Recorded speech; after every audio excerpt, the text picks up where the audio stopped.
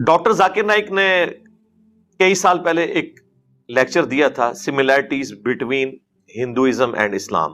اس میں انہوں نے ہندوؤں کی کتاب کلکی پرانا سے یہ ثابت کیا تھا کہ اس میں بھی جو آخری کلکی آئیں گے، آخری اوتار آئیں گے نبی صلی اللہ علیہ وآلہ وسلم، وہ بہار کے مہینے کے دوسرے عشرے کی دوسری تاریخ کو پیدا ہوں گے.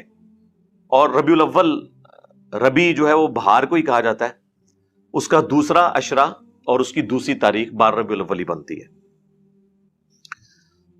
اب نبی الاسلام کی وفات کا دن دیوبند اور اہل حدیث نے تو جھوٹ مشہور کر دیا کہ 12 ربیع الاول وفات کا دن ہے، بریلویوں سے جان چھڑانے کے لیے.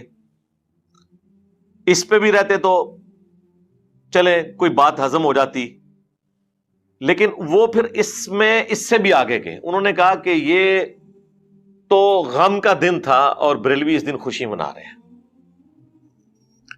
اچھا، ادھر تو یہ بات کرتے ہیں، جب ہم 10 محرم کے اوپر اہل البیت کا ذکر کریں تو کہتے ہیں نہیں، سوگ تو 3 دن ہوتا ہے، غم منانے کی ضرورت ہی نہیں ہے. کسی ایک جگہ دے کھلو وہ یارا. تو ایک طرف آپ کہتے ہیں غم منانے کی ضرورت نہیں ہے، دوسری جگہ آپ کہتے ہیں یہ تو غم کا دن ہے. اور وہ عجیب سا ایک بڑا دردناک سا میسج بھی وہ فلوٹ کرواتے ہیں جی کہ اس دن مدینے کی گلیوں میں جو ہے وہ غم کی کیفیت تھی صحابہ کرام پہ، اور یہ دیکھو یہ جھنڈیاں لگا رہے ہیں.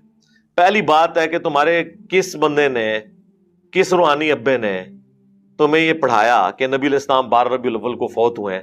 یہ دنیا کی کس کتاب میں لکھا ہوا ہے؟ اس کتاب کا ذرا ہمیں نام بتا دیں.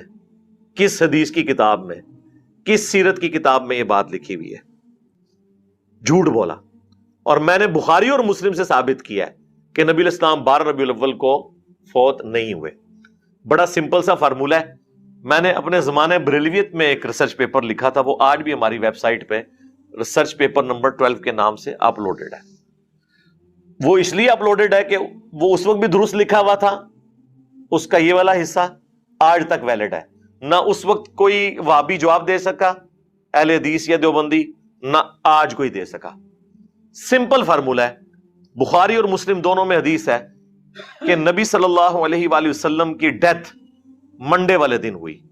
وہ جو پورا واقعہ ہے، حضرت ابوبکر صدیق نماز پڑھا رہے تھے تو نبی علیہ السلام نے حجرے کا پردہ ہٹایا اور صحابہ کرام کہتے ہیں ہم شوق دیدار میں قریب تھا کہ نماز توڑ کر آپ کی طرف متوجہ ہوتے، کئی دن سے آپ کی زیارت نہیں ہوئی تھی. تو نبی علیہ السلام نے یوں اشارہ کیا اور کہا کہ اپنی نماز مکمل کرو، اور آپ واپس چلے گئے.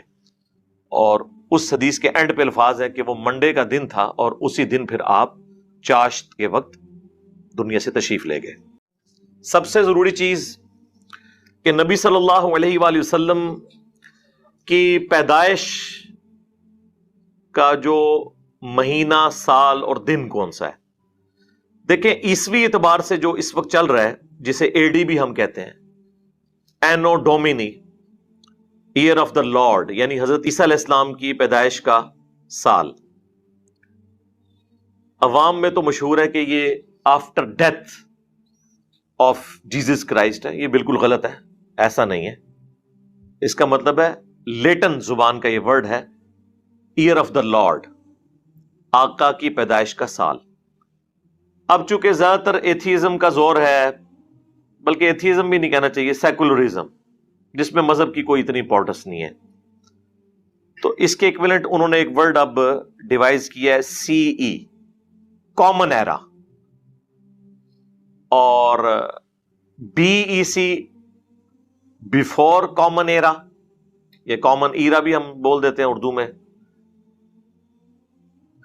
ویسے جو شروع سے چل رہا تھا وہ اے ڈی اور بی سی تھا، بیفور کرائسٹ، اور اے ڈی اینو ڈومینی، یعنی جس سال حضرت عیسیٰ پیدا ہوئے.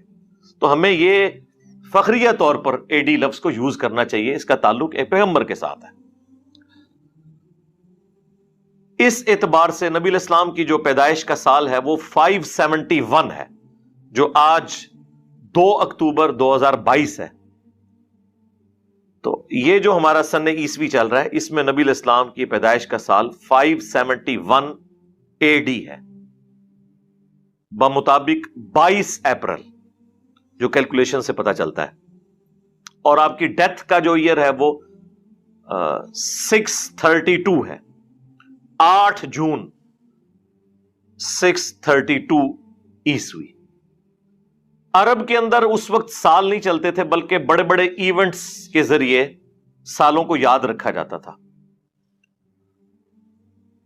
نبی الاسلام کی پیدائش جس سال ہوئی اس سال بہت بڑا ایونٹ ہوا, عام الفیل والا واقعہ جو قرآن میں بھی اللہ تعالیٰ نے رپورٹ کیا.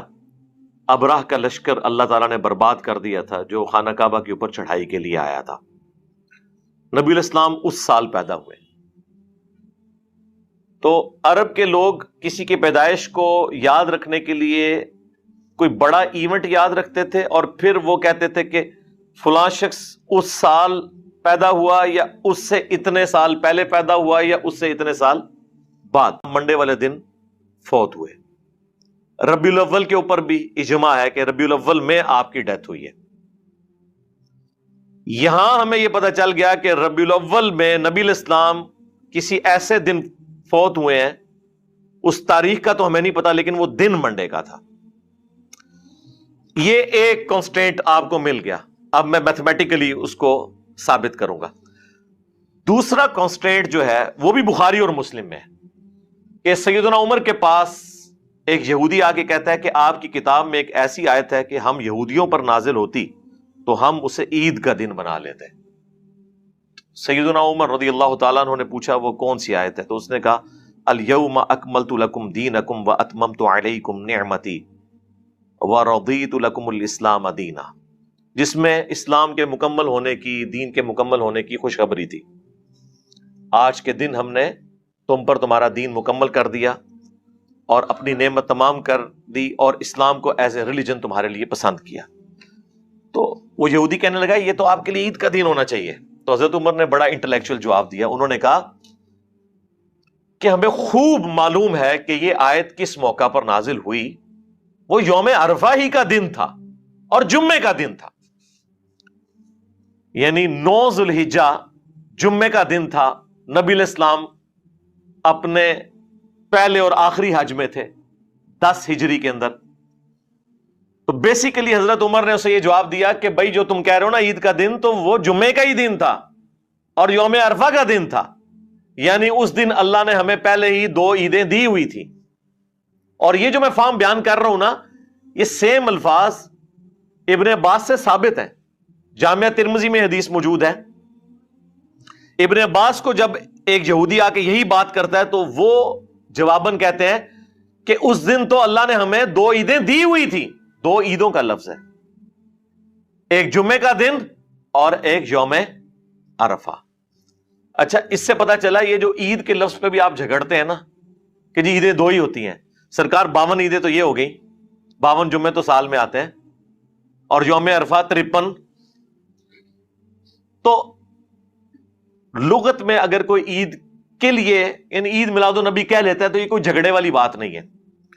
اصطلاحاً وہ بھی وہی والی عید ہی مانتے ہیں. 2 نماز وہ عید الفطر اور عید الاضحیٰ کے دن ہی پڑھتے ہیں. اس دن کوئی نماز نہیں ہو رہی ہوتی، بلکہ کئی لوگوں نے تو روزہ رکھا ہوا ہوتا ہے یار. تو پھر وہ اعتراض کر رہے ہوتے ہیں اچھا یہ عید کا دن ہے تو آپ لوگوں نے روزہ کیوں رکھا ہوا ہے؟ وہ کہتے ہیں جی آپ کو بتاتے ہیں، بخاری مسلم میں حدیث ہے کہ 10 محرم جو ہے وہ عید کا دن تھا یہودیوں کے لیے.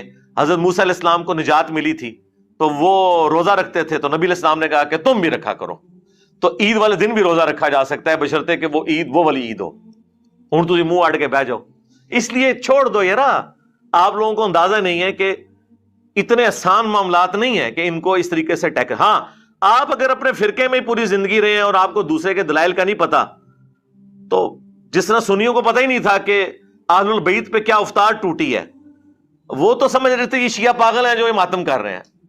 ٹھیک ہے، اب ان کا یہ حال ہے کہ وہ کہتے کہ یار یہ سانو ہی پیٹ رہے جے، ساڈے وڈیاں نو ہی پیٹتے پے جے تے صحیح پیٹتے پے جے.